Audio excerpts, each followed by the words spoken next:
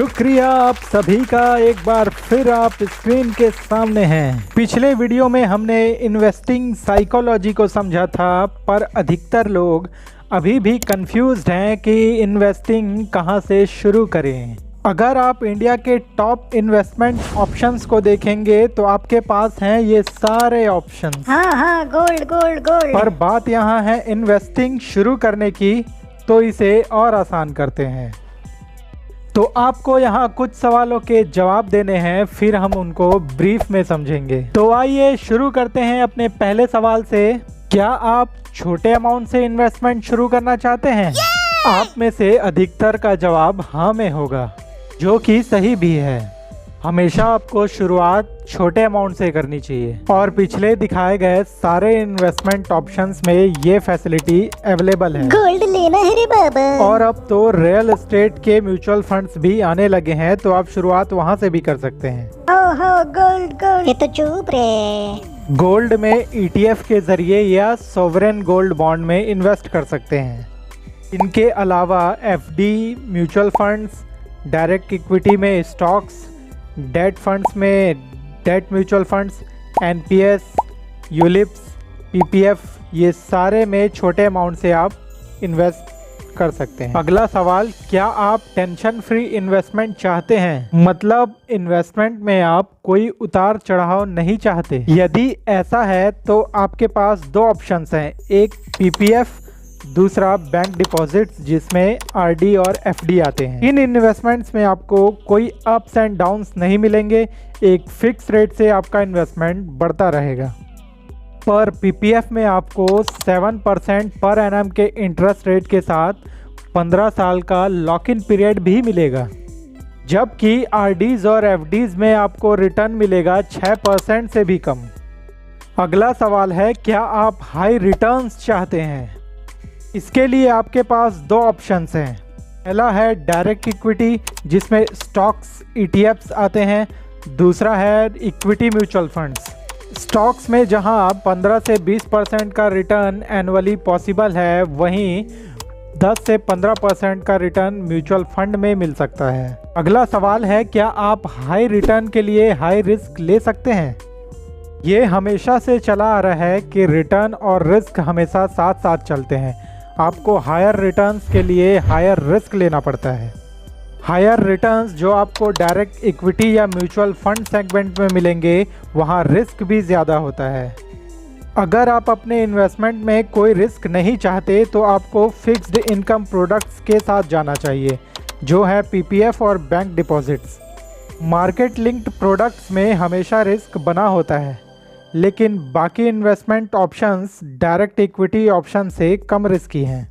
यहाँ आप अपने नेचर के हिसाब से इन्वेस्टमेंट प्रोडक्ट चूज कर सकते हैं। अगला सवाल है, क्या आप 2 साल या उससे अधिक के लिए इन्वेस्टमेंट कर सकते हैं? किसी भी इन्वेस्टमेंट ऑप्शन में आपको समय के साथ बेहतर रिटर्न्स मिलते हैं। तो अगर आप लंबे समय तक इन्वेस्टेड रह सकते हैं तो सारे ऑप्शंस आपके लिए सही हैं। अगर डायरेक्ट इक्विटी या इक्विटी म्यूचुअल फंड से लंबे समय में आपको अनएक्सपेक्टेड रिटर्न्स मिल सकते हैं। अगला सवाल था, क्या आप इन्फ्लेशन रेट या महंगाई दर से भी कम रिटर्न में सेटिस्फाइड हैं? अगर आज की बात करें तो इन्फ्लेशन रेट या महंगाई दर आज के डेट में लगभग 7% के आसपास है। मतलब चीज़ों के दाम हर साल 7% के हिसाब से बढ़ते जा रहे हैं। ऐसे में आप इन्वेस्टिंग ना करके अपने पैसे की वैल्यू और कम करते जा रहे हैं। इसको ऐसे समझते हैं, मान लीजिए आज आपके पास 100 रुपये हैं, आप 100 रुपये कीमत की कोई भी बुक आज खरीद सकते हैं। अब क्योंकि इन्फ्लेशन रेट लगभग 7% का है, तो अगले 1 साल बाद यही बुक 107 रुपये की मिलेगी। अब क्योंकि ये 100 रुपये को आपने इन्वेस्ट नहीं किया था, तो अगले 1 साल बाद भी यही 100 रुपये आपके पास बचते हैं, लेकिन अब वो बुक 107 रुपये की हो चुकी है।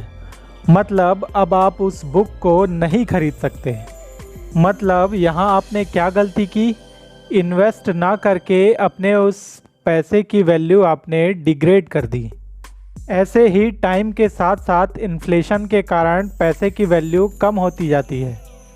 इसके लिए आपको कोई ऐसा इन्वेस्टमेंट ऑप्शन चुनना है जो कम से कम इस इन्फ्लेशन रेट को बीट कर सके। और आपके पैसे की वैल्यू समय के साथ कम ना हो। अगला सवाल है, क्या आप अपना इन्वेस्टमेंट खुद मैनेज करना चाहते हैं? क्या इस काम को आप एंजॉय करते हैं? अगर आंसर हाँ में है तो आपको डायरेक्ट इक्विटी या इक्विटी म्यूचुअल फंड से शुरुआत करनी चाहिए, और अगर नहीं तो उसके लिए आपके पास बाकी सारे ऑप्शंस तो अवेलेबल हैं ही। अगला सवाल है, क्या आप सिर्फ टैक्स सेविंग के लिए इन्वेस्ट करना चाहते हैं? टैक्स सेविंग के लिए आपके पास ये सारे ऑप्शंस अवेलेबल हैं। रियल एस्टेट एंड पीपीएफ में आप 1.5 लाख तक की सेविंग कर सकते हैं। यूलिप्स में भी आप 1.5 लाख तक की सेविंग कर सकते हैं, जिसमें मिनिमम 3 से 5 साल तक का लॉकिंग पीरियड होता है। एंड ELSS म्यूचुअल फंड्स में भी आप मिनिमम 3 साल के लॉकिंग पीरियड के साथ 1.5 लाख तक की सेविंग कर सकते हैं। अगला है NPS, जिसमें 1.5 लाख की सेविंग के अलावा आप एडिशनल 50,000 का टैक्स बेनिफिट ले सकते हैं। मतलब आपका टोटल टैक्स बेनिफिट हुआ 2 लाख का। और लास्ट सवाल है, क्या आप फाइनली फाइनेंशियल फ्रीडम चाहते हैं? इसके लिए आपको करना होता है लंबे समय तक consistent investing. Equity mutual funds, direct equity में स्टॉक्स, रियल एस्टेट, ये कुछ ऐसे ऑप्शंस हैं जो आपके इस गोल को अचीव करने में ज़्यादा मदद कर सकते हैं। तो इन सारे सवालों के जवाब जानने के बाद आप इस नतीजे पर पहुंच सकते हैं कि डायरेक्ट इक्विटी या इक्विटी म्यूचुअल फंड्स ही आपकी पहली पसंद होनी चाहिए। आमतौर पर स्टॉक मार्केट से दूर के लोगों के लिए या इसे नहीं समझने वाले लोगों के लिए ये एक जुआ ही है। मगर जैसे जैसे आप चीज़ों को सीखते जाएंगे, जानते जाएंगे, तब आपको पता चलेगा कि ये एक बेटर इन्वेस्टमेंट ऑप्शन या एक वेल्थ क्रिएशन की अपॉर्चुनिटी से कम कुछ नहीं है। यहाँ आपको कुछ जनरल चीज़ें ही फॉलो करनी है। जैसे आपको कोई इलेक्ट्रॉनिक सामान या गैजेट लेना होता है, पहले आप उसके बारे में डिटेल रिसर्च करते हैं, जांचते परखते हैं, फिर जाते हैं उसको शॉप में परचेज़ करने को। वहाँ आप कोशिश करते हैं कि सामान डिस्काउंट पे मिल जाए, आप बार्गेन करते हैं, और यदि प्राइस रीज़नेबल नहीं लग रहा हो तो आप छोड़ आते हैं और वेट करते हैं सेल लगने का। सेम ऐसा ही आपको स्टॉक मार्केट में करना है। जैसे मोस्टली आप अपने घर का और अपना खुद का बजट बनाते हैं, वैसे ही आपको अपने इन्वेस्टमेंट को मैनेज करना है। चलिए, माना कि आप इतना भी नहीं करना चाहते, फिर भी आप इसके लिए भी ऑप्शन है। बहुत से ऐसे सर्विस प्रोवाइडर हैं जो नॉमिनल चार्जेस पे ये सारी फैसिलिटी आपको प्रोवाइड करते हैं। आप उनकी मदद से भी इन्वेस्टिंग शुरू कर सकते हैं। साथ ही यहाँ आपको ये ऑप्शन मिलता है कि आप अपने स्टॉक्स या म्यूचुअल फंड के यूनिट्स बेचकर 2 दिन के अंदर अपने अकाउंट्स में पैसे वापस ले सकते हैं।